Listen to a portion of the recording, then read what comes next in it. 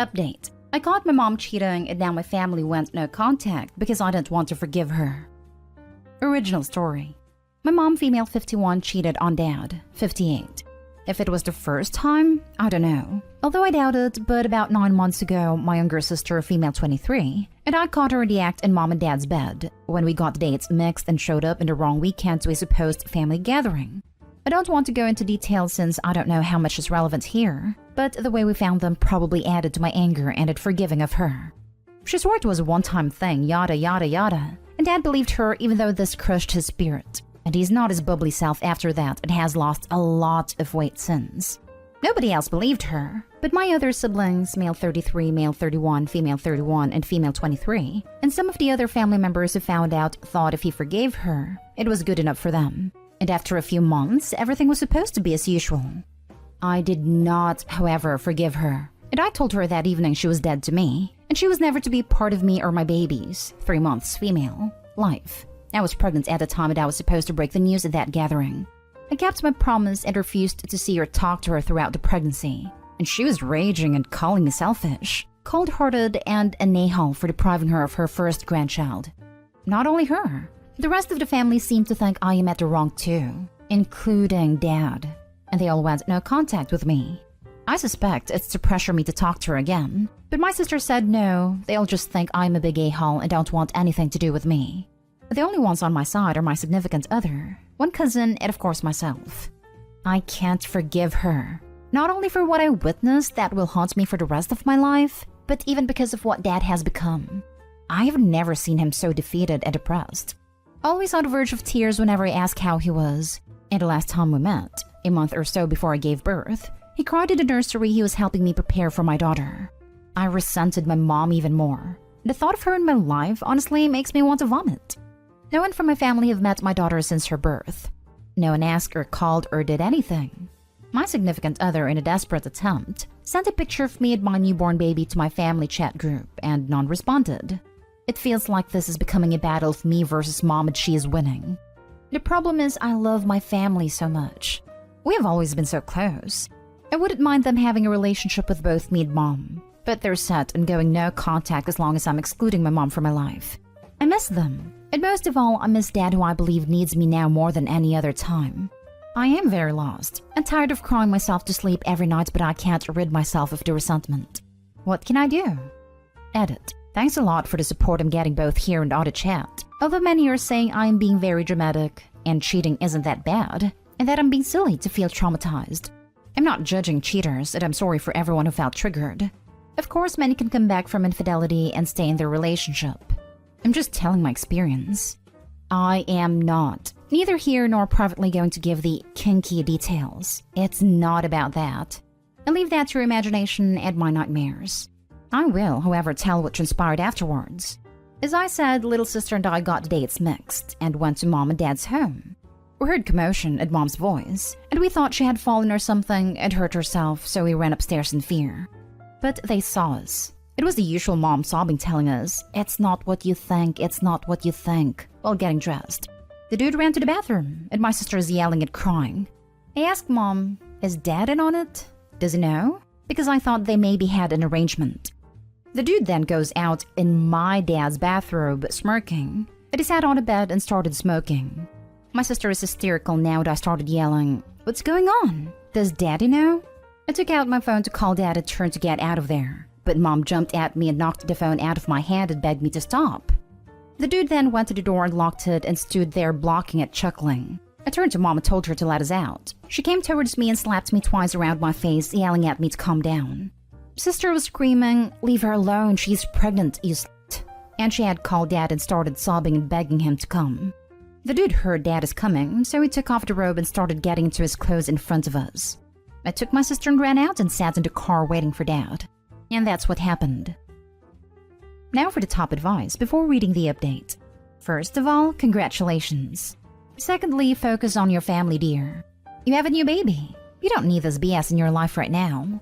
You love and respect them, but they don't love you or respect you. That's not healthy for you.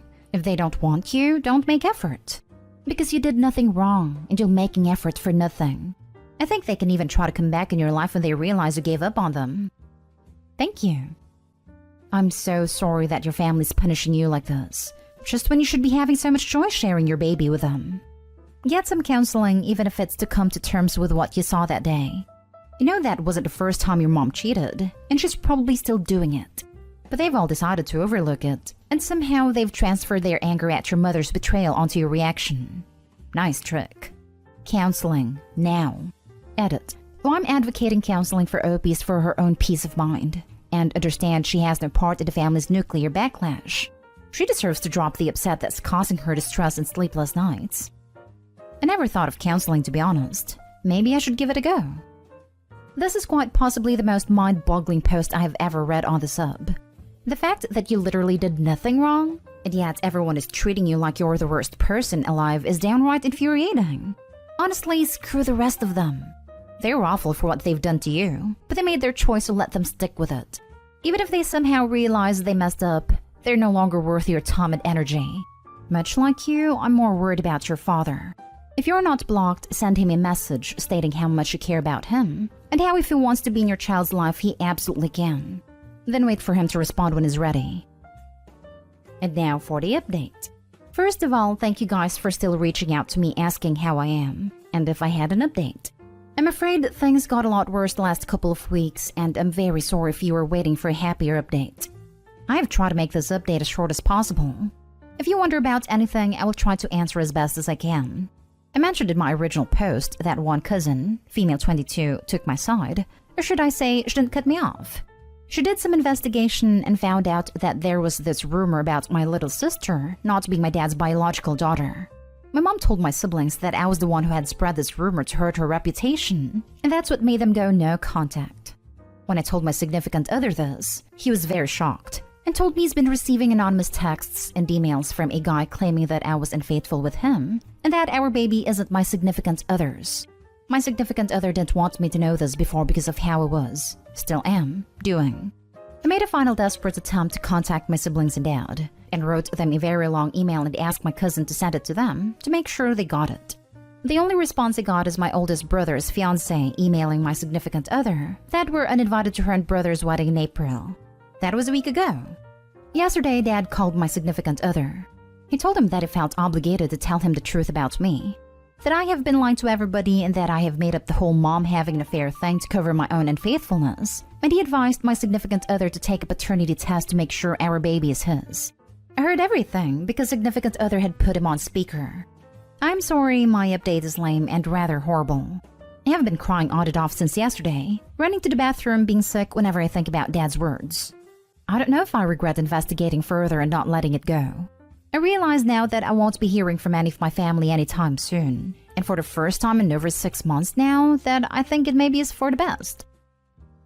What I don't understand is how her affair is being totally looked over when there was another witness beside you present. I only have one thing to say.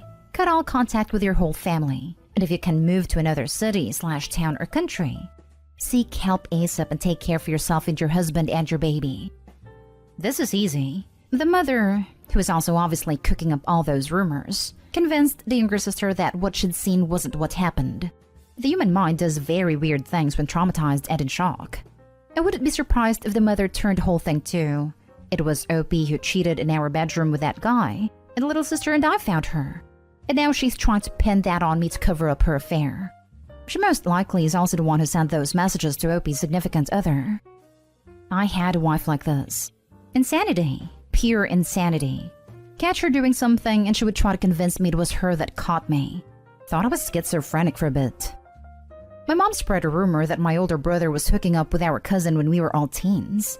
I only realized that she was the source of the rumor when I caught her trying to spread a similar rumor about my son and his cousin 20 years later.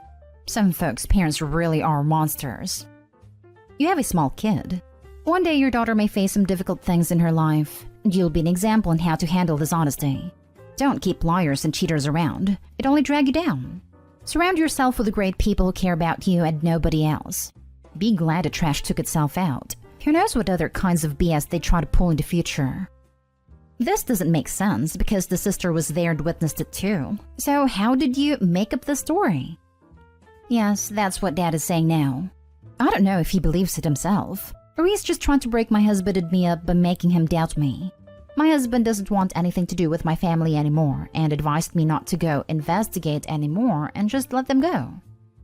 Your husband is right. Let them go. Let them live in denial.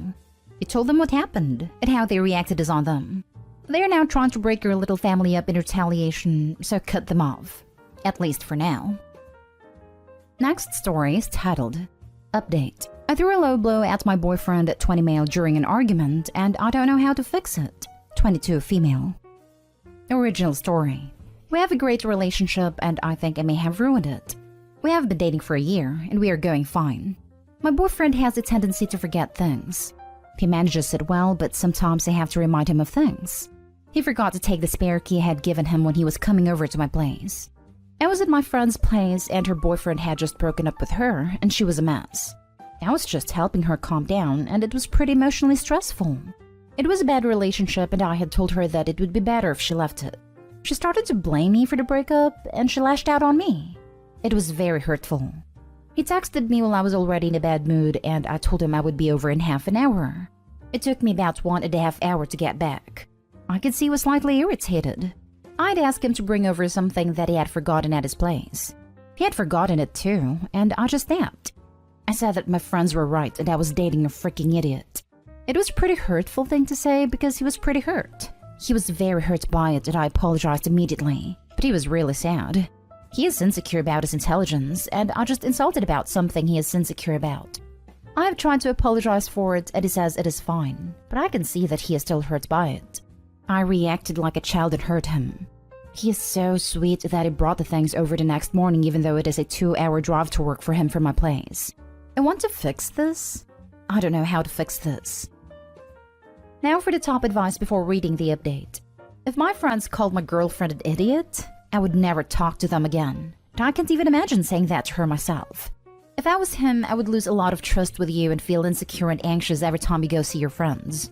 If you can't stick up for this man with your friends and even repeat what they say to him, you should let him find someone who appreciates him even with his flaws that aren't his fault. Right? Memory that sticks in my mind to this day 20 years later is when some random guy called my mom a witch for accidentally bumping into him while we were at Disney World when I was 6, and my dad turned right away and knocked him on his butt.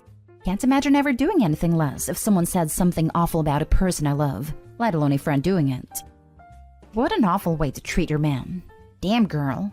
You not only insulted him, you confirmed that you and your friends think and talk about him that way. You'll be lucky if he moves on and lets you make it up to him. But if you don't, at the very least, change your awful behavior and quash that type of talk from your friends, you don't deserve the chance. In one fell swoop, he has learned you and your friends have discussed his intelligence behind his back, and that you think he is an idiot. Honestly, it's really hard to come back from that. He will likely never trust any compliments from you and your friends again. You should have an open and honest discussion about what led you to say it, not simply apologize. He might be willing to move forward if he understands the context and is able to accept it was a slip of the tongue. Maybe, I'm no expert. This is easy to fix, and ironically, it involves a spare key. Step 1, give him back any key you have to his place. Step 2, leave the poor guy alone. You are a toxic mess. He deserves better than you. Oh cow, even in this message, you try to blame him and justify your crappy behavior. You admit to griping about him and your friends. You are a garbage person. Get away and let the guy have a shot at a better life with a better partner. And now for the update. We broke up. I tried to make it work, but it was clear the trust was gone, and he broke up with me. I miss him, but I didn't deserve him. I hurt him really badly. He said he couldn't ever trust me, and he didn't believe it when I said I loved him. The most messed up part of me calling him an idiot is that I didn't believe it for 1 second. I didn't talk bad about him, and every time my friend tried to diss him, I would defend him. I was lying to hurt him, and I feel that is worse than telling the truth. It was a really cruel thing to do. Someone posted a link to a page about verbal mistreatment. At first I thought it was BS because I never seen a relationship where the partners don't yell. I mean, my parents used to throw things at each other, so I thought yelling and cussing them out was healthier than that. I am a mess. I've started therapy and I need to take a lot of time to deal with my harmful tendencies. I'm an okay human 99% of the time, but when I get stressed and really annoyed, I lash out and hurt people I love. I don't want to be that person anymore. I've pulled away from my friend group too. They're just as messed up as I am. It was automatic. My brain just went into overdrive and picked up the meanest, nastiest thing so that I can hurt him. I don't know if I can change that. If I can't change, I wonder what will I do. I don't want to be like mom and dad, but I think I'm just like them. I have a lot of work to do. I just wished that I realized how messed up I am before I hurt the sweetest person in my life. Good job taking accountability for your actions. This is a classic example of how toxic and harmful behaviors are normalized and thus repeated. It's going to take massive work to unpack this and to recalibrate what normal healthy behavior in a relationship is. Keep at it. You can do it. I am scared. I don't know if I can change. I'm going to try really hard, but I don't know what will I do if I can't fix myself. I wish my girlfriend, soon-to-be ex-girlfriend, realized this because she does the same thing. Great when everything is going well, but as soon as she gets stressed, she hurts me with things she says. My ex was like that too. Seems to be common. I just want you to know that the person you are at 22 doesn't have to be the person you will be at 32.